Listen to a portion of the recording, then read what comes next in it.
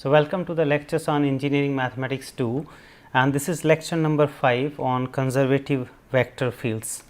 So, today we will discuss that what are these conservative vector fields, and the second again very important topic in vector calculus, we will discuss independence of path.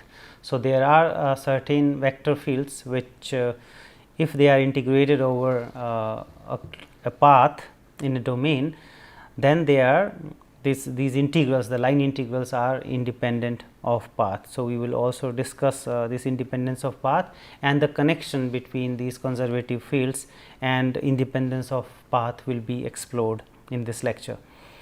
So, what is a conservative vector field? We will see now. So, a vector field V is said to be conservative if the vector function can be written as a gradient of a scalar field f. That means, if we can write this V, the given vector field, as this gradient of f, the del f. So, meaning this del f, if we can recall from the previous lecture. So, del over del x, the I component, del over del y, the jth component, and with for f here again f, and del f over del z, the third component. So, if this V can be written in terms of a function f such that this partial derivative with respect to x, the first component, partial derivative with respect to y, the second component, and the partial derivative of f with respect to z is the second component. So, if we can find such a scalar function f for a given vector field V, then we call that V is a conservative vector field. So, the function this f is called the potential function or the potential of the vector field V.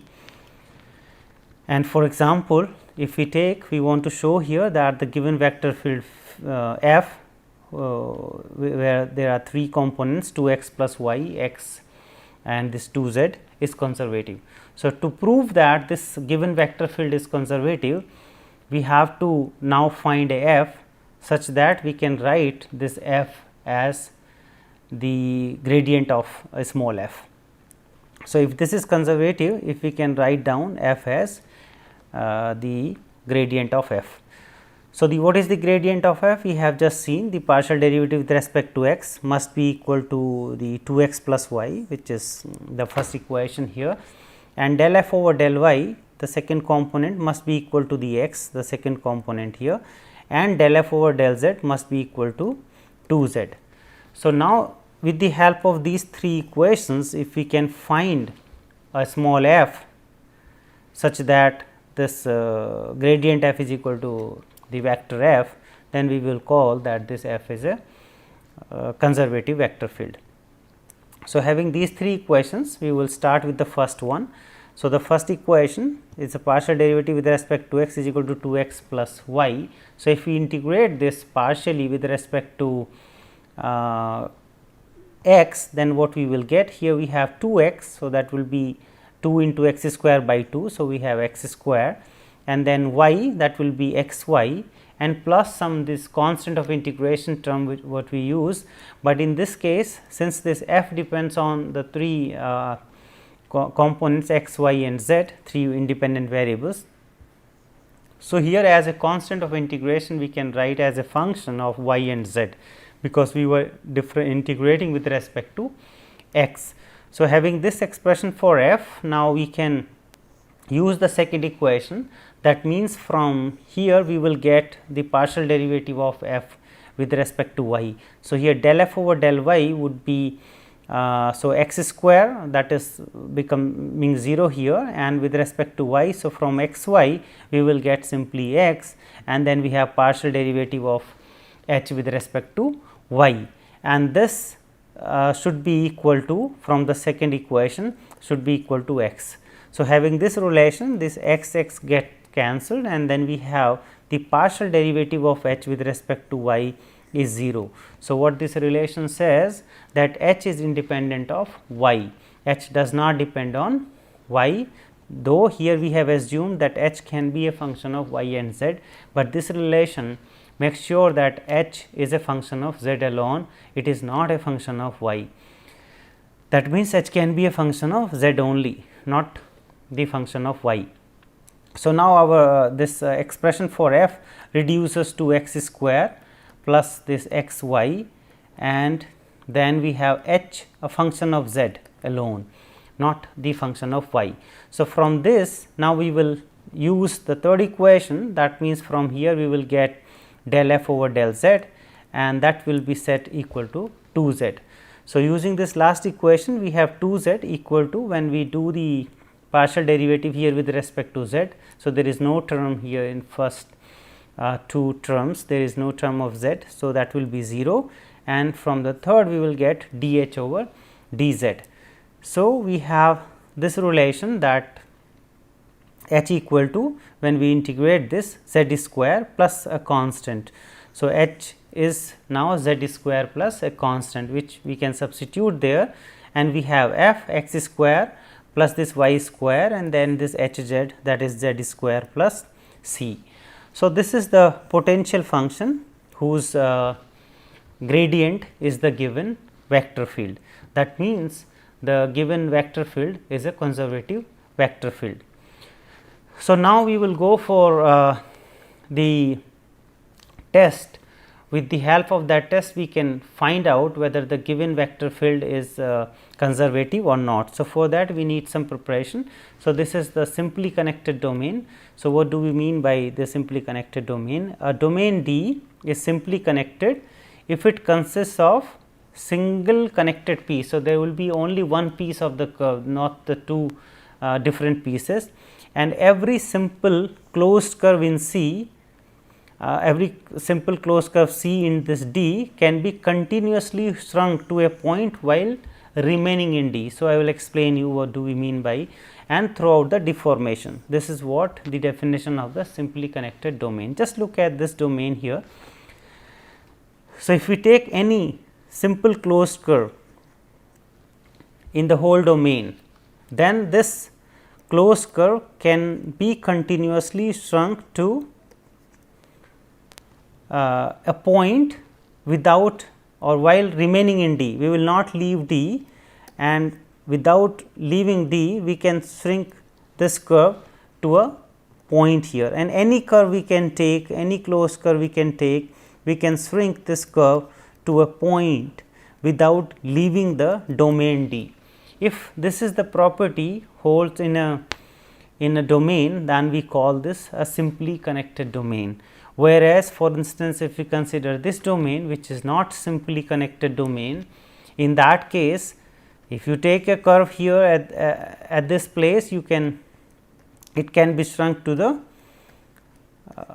point, to a point, there is no problem. We can take a curve here that has also the same property, that it can be shrunk to a point. But if we take, for instance, this closed curve which is also in our domain D, but without leaving the domain we cannot shrink this to a point. That is the problem here. So, every closed curve, every simple closed curve cannot be continuously shrunk to a point while remaining in the domain D. It does not have that property. So, therefore, this is not simply connected domain, but this one is simply connected domain because it has that property. So, this terminology will be used in next slides. So, now we will come to the test of the conservative field. We have seen that a conservative field can be written in terms of a potential function. So, that the conservative field equal to the gradient of that scalar, which is called the potential function. Here we will see that how to test if a given function, for example, this f is equal to f1, f2, f3 is given, then how to test that the given field is conservative or not without finding the potential function, as we have done in the previous example, that we found the potential function, and if we are able to find the potential function, we will conclude that okay, this is the conservative field. But without finding the potential function, how to conclude that the given vector field is a conservative vector field. So, here f is conservative if and only if this is the result, that del cross f if 0 at all points of D, then f is conservative, and this is the either way around. If f is conservative, then this del cross f has to be 0, or this del cross f is 0, then f has to be conservative.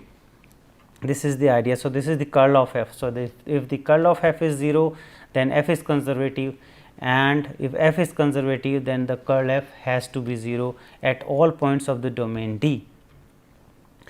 So, if f is conservative, if and only if this is equivalent condition, because this curl f we can see that this curl f equal to 0 is nothing but having this partial derivative of f 3 with respect to y equal to the partial derivative of f 2 with respect to z, and the partial derivative f 1 with respect to z and equal to f 3 with respect to x, and there is another condition, the partial derivative of f 2 with respect to x should be equal to the partial derivative of f 1 with respect to y. So, these conditions are equivalent because this curl f we know that we can find with the help of this determinant. So, del over del x and del over del y, del over del z, and then we have this f 1, f 2 and f 3. So, this is the condition here that this should be equal to 0. So, if we expand this, so we have with the I component, we have del f 3 over del y and minus del f 2 over del z. This is the first component with I. Similarly, we will have with the j and then with the k. So, if this everything is equal to 0 vector, then what will happen, that this is possible when the individual terms here are 0. So, that means this del f 3 over del y equal to del f 2 over del z. So, that is the precisely this the first condition. Similarly, from the second one we will get the second condition, and from the third component we will get this third condition. So, these two are equivalent, whether we say that the curl f equal to 0, or we check these three equations, the three partial derivatives must be equal to 0, both are equivalent. We will see just a short proof, but only in this way, that we will assume that the given vector field is conservative, and then we will prove that its curl is 0. So, if the given vector field, suppose we have f 1, f 2 and f 3 is conservative, then we can write down this as a gradient of f. So, what is the gradient of f? We have here these partial derivatives constitutes the three components f x, f y and f z. So, if this is the case, we can compare now, because this is equal, that means del f over del x must be equal to f 1, del f over del y must be equal to f 2, and del f over del z must be equal to f 3. So, from the third equation we have del f 3 over del y. So, we have the third component equal, means f 3 equal to del f over del z. The all others are also equal. So, let us just start with this one. So, if we differentiate this with respect to y, del f 3 over del y, then we have here del 2 f, the second order mixed derivative with respect to y and with respect to z, it was already there.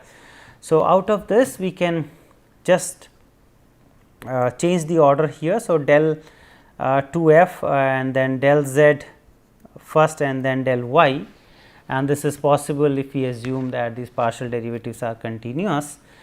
And having this, we can again rewrite this del over del z of del f over del y. And what was del f over del y? The del f over del y, the second component, equality of the second component says that this is equal to f 2. So, this is what we have written here, del over del z f 2. So, what we get, the partial derivative of f 3 with respect to y must be equal to the partial derivative of f 2 with respect to z. So, this one of these conditions we got just by looking at this third component and using the second equality. Similarly, we can check all other components that they are also, these partial derivatives are equal for if we have the conservative vector field.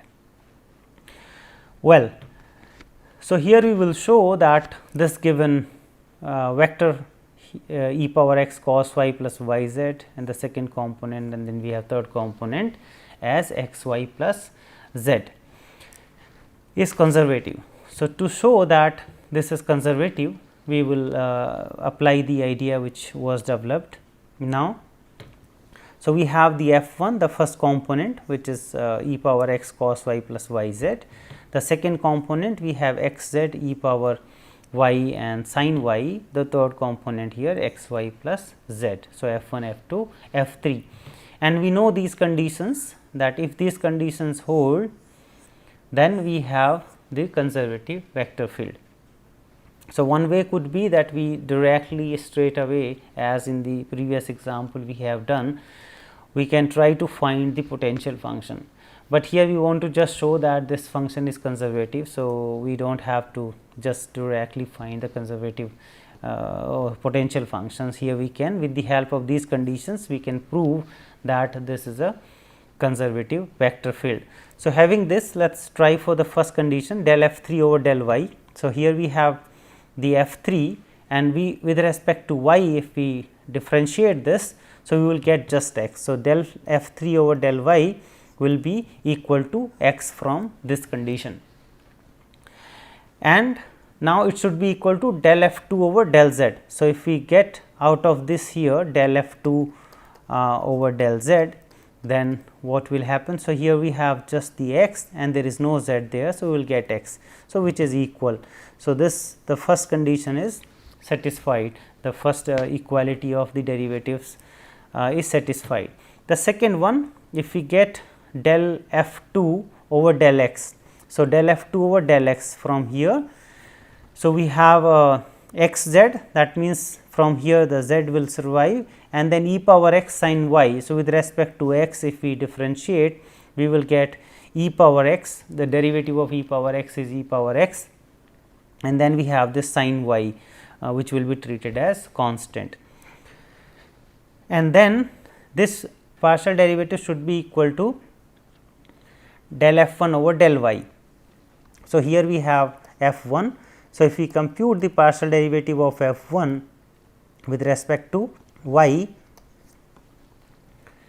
then, so the first term will, here with respect to y, we will get minus e power x sin y and plus z. So, we have exactly the same relation, that del f2 over del x equal to z minus e power x sin y, which is equal to the partial derivative of f1 with respect to y. The third condition, we have the partial derivative of f1 with respect to z must be equal to the partial derivative of f3 with respect to x. So, the partial derivative of f1 with respect to z, if we compute, we will get only y, because first term does not have z. So, only the second term has z, which will give us y, and this del f3 over del x will also get this y the same, because here this is just z, which will become 0, because we are making this partial derivative with respect to x. So, this f is conservative because all these conditions are satisfied, and we have, in that case, once we show that these conditions are satisfied, one can get such a potential function with the process which we have seen in the previous example. Now, the concept of this path independence. So, let f be a vector field defined over simply this connected domain, and we suppose that any 2 points a and b in D. So, we have some domain here, take 2 points a and b, and this integral, consider this integral from a, this point, to this b, the curve integral. So, there is some path here where we are evaluating this line integral. So, what this says, or we will prove also indeed that the given vector field, this integral is same over all the field from A to B in the domain D, and then this integral is called the path independence of this given integral in D. So, if any path we take along any path, if this integral is same, then we call that this integral is path independent in D. So, this concept will be used to relate this path independence with the conservative vector field in the next slide. So, we have the independence of path, this relation with the conservative vector field. So, suppose we have f1, f2, f3, this is a vector field whose components are continuous throughout a simply connected region D in space. Then there exists a differentiable function f such that f is conservative in D, that means f can be written as a gradient of f if and only if this integral is independent of path in D. So, if we prove that this integral is independent of path in D, that means that f is conservative, or the other way around, if f is conservative, one can prove that this line integral is path independent. So, the only this simple proof we will see, that we will assume that f is a conservative vector field, and then we will prove that it is path independent, the given integral here is path independent. So, let C be the curve given by this x t, y t and z t, and in this case we know already from the chain rule that since f is a function of x, y, z and x is again a function of t and y is a function of t, z is a function of t. So, with the chain rule we can get this derivative df over dt as the partial derivative of f with respect to x dx over dt, partial derivative of f with respect to y and dy dt, the partial derivative of f with respect to z and dz over dt. So, with this chain rule, let us continue here with the next slide. So, we have this chain rule to get this df over dt, which can be written as the gradient f, the dot product of dx dt. Just recall, so the gradient f is given as the partial derivative of f with respect to x, the partial derivative of y with respect to z and the partial derivative of f with respect to z and k, and this dr over dt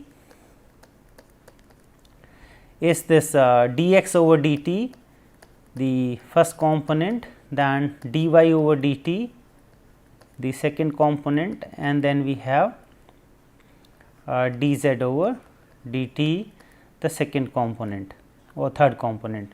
So, this is the second one j, and then we have the k. So, the dot product of these two vectors will be the f x into dx over dt, the first component here, f y, the partial derivative y with respect to y and then dy over dt, and f z and dz over dt, the third component. So, this chain rule here can be written as the gradient f, the dot product of dr over dt, or we can write down, because we have assumed that this f is a f is equal to this grad f, f is a conservative vector field. So, that means we have f dot dr over dt. So, now if we take this integral as f dot dr, and f dot dr we have seen that this is equal to df over dt. So, which we can replace in a minute. So, we have here f dot dr and then dt, but this f dot dr dt can be written as df over dt. So, here we can replace this by df over dt, and then we will integrate over. So, there is no dot product here, we can integrate now over dt, and then we immediately observe from this relation that this is nothing but f b minus f a. That means, f evaluated as t is equal to b and this is evaluated at t is equal to a, the two ends of the curve. So, here in this domain we have some curve which varies from t is equal to a to t is equal to b, and the equation was given by r t which we have written before. So, the value of this integral of this line integral over this given curve C is f b minus f a. That means, the f is evaluated for t is equal to b and minus f is evaluated at t is equal to a. So, there is no path dependency here. If we take any other path, the same value we will obtain f b minus f a. So, this value does not depend on path, but in general we will see also later that this line integral depends on the path. But if f is a conservative vector field, then this line integral will not depend on the path. This is what we have seen here, because the value of this line integral, if your f is conservative, is simply f b minus f a, and this small f is the scalar function corresponding to this f. So, that this f is equal to gradient of this scalar function f. That means, what we get out of this, that this integral from the point a to b in that domain is equal to the f evaluated at the point b minus f has to be evaluated at the point a. The path does not play any role. So, here just another observation, that if we have a closed path, we have the simply connected domain and there we have taken a closed path C. So, what will happen here, the b and a are the same, the initial and the end points are same. So, in that case this value will become 0.